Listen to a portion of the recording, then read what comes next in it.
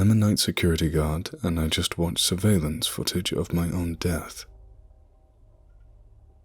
By Mr. Outlaw. As the title states, I'm an after-hours security guard for a medium-sized downtown office building. Not in a terribly dangerous city, just average. Glamorous, I know. On top of that, I'm either losing my mind or in the midst of some really strange shit. A few nights ago, my boss gave me some security tapes he wanted me to look over. Apparently the guard that I had rotated shifts with had quit. But it was a bit unconventional. He didn't give anybody any prior notice. It appears as if he'd simply left in the middle of his last shift, and we haven't been able to contact him since. On the same night, there had been a break-in. Seemingly nothing stolen or damaged, just the front glass door, which was now shattered. Now, I knew about the break-in beforehand, but not about the guard. It was weird, but this is kind of a shitty job, so it wasn't anywhere near shocking.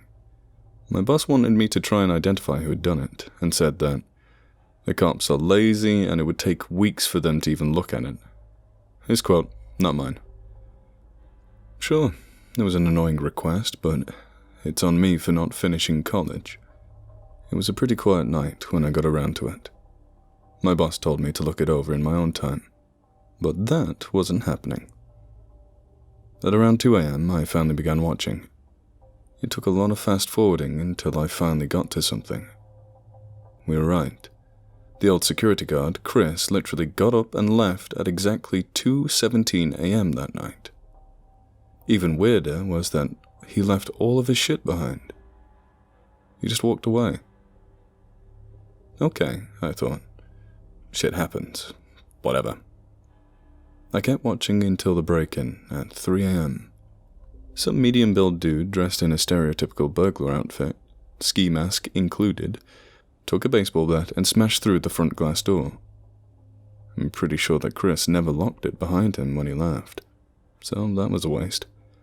Also, our alarm didn't go off, because we didn't have one. Cut costs wherever you can, right? It's a wonder that I still work here, given the fact that some guy could literally break in, stab me to death, and the cops wouldn't even know about it till the next morning. But that's besides the current point. The intruder walked in and entered the stairwell, so I tracked him. A bit of a complicated process, but I finally found him on the 6th floor. That's when he took out what looked like a wire. I felt my skin crawl a bit upon seeing that. There's only a few reasons as to why someone would carry wires around in their pockets, and one of them stands out as being particularly unsavory. He started making his way down the corridor in a manner that I can only describe as methodical. Purposeful, even. As if whoever he was stalking was not yet aware of his presence. Moments later, the door to the room up ahead of him flung open. He reacted quickly, ducking into an adjacent hallway as somebody else came out. And let me tell you that I was not prepared for who it was. It was me. A near replica. I say near because the guy's face looked borderline emaciated, while his clothes barely clung to his limbs.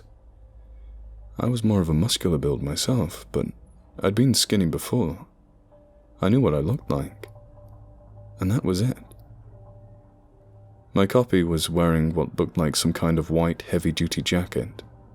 Almost looked like something a soldier would wear in an Arctic climate.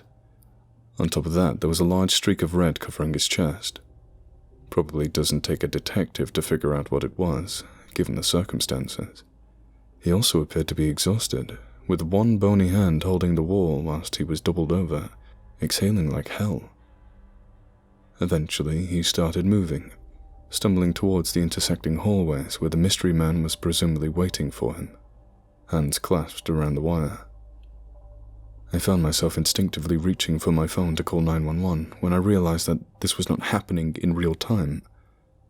But even if it was, how was I supposed to describe the situation?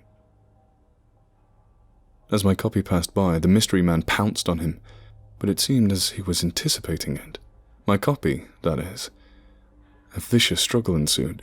Despite my copy's frail appearance, he still managed to hold the upper hand against the mystery man for a while. Let me tell you, I sure as hell can't fight like that.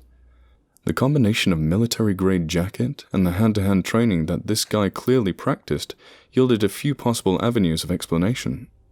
But I was going to need a lot more info in order to really understand what was going on here.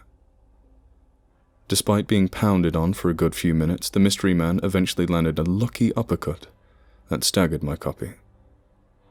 He quickly took the opportunity, rushing and forcing the wire around his neck until he went limp. That struggle ended. What followed was interesting.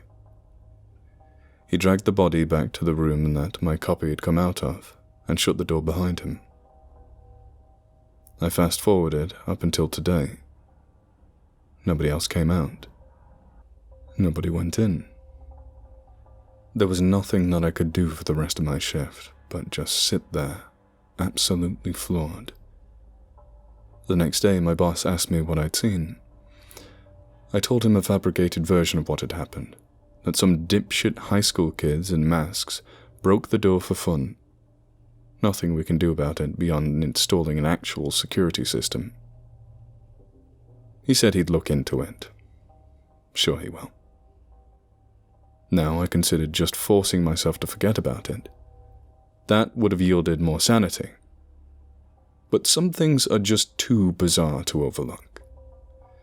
During my next shift, I decided to take a look at the 6th floor myself. I assumed that it'd just be a bunch of cubicles up there, but I was obviously interested in one specific room.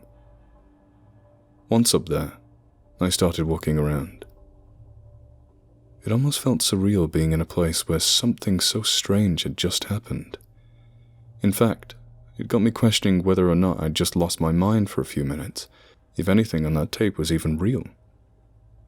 But I got my answer when I saw the stain on the carpet. It was barely noticeable, but I knew what I was looking for. A speck of blood from the struggle. I wasn't sure whether it was from my copy or the mystery man. I kept going down the corridor, trying to locate the room that my copy had come out of. From the footage, it appeared evident that it had been the 4th door on the right. I tried the handle. Locked. And then I tried something that would most certainly cost me my job. But I rationalized it by realizing that if anybody was ever going to watch those tapes, it was once again going to be me. I kicked the door down and headed in. It was a conference room, but one that looked to be under renovation.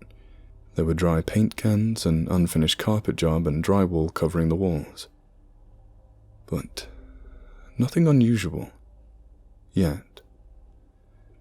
There's bound to be something here. For the first few hours I stalked the room. I could not find anything noteworthy. The other way out of the room was a stairwell exit, so it was reasonable to assume that he simply escaped through there. I was about to give up when I stumbled upon something hidden under one of the desks. A device of sorts. Maybe. I couldn't really tell you. Despite being rather small, it was incredibly heavy. A cylindrical-shaped metallic item. It was smooth all round, save for a few buttons that did nothing when I pressed them. And a dried, bloody thumbprint. Wonder who that belonged to. I stood there, trying to decipher the particulars of the item for an indistinguishable amount of time. But an abrupt noise jarred me back to attentiveness. Footsteps in the hallway. Footsteps, getting closer. I was not doing my job. A few ideas regarding the identity of the intruder ran through my head. Obviously, none of them were good, and one of them was really bad. In any case, I took a beeline for the stairwell, and I took the metal thing with me. I didn't go back to the building until around 5:40 a.m., 20 minutes before the end of my shift. To my surprise, the new glass door that we'd installed was still intact, but I definitely knew that I'd heard footsteps out in the hallway. Maybe they found another way in. Maybe I'm just going insane. I'm still holding the device in my hand. What am I going to do with it? No fucking idea. But I do know what I'm going to do next. Time to pay a visit to the old security guard.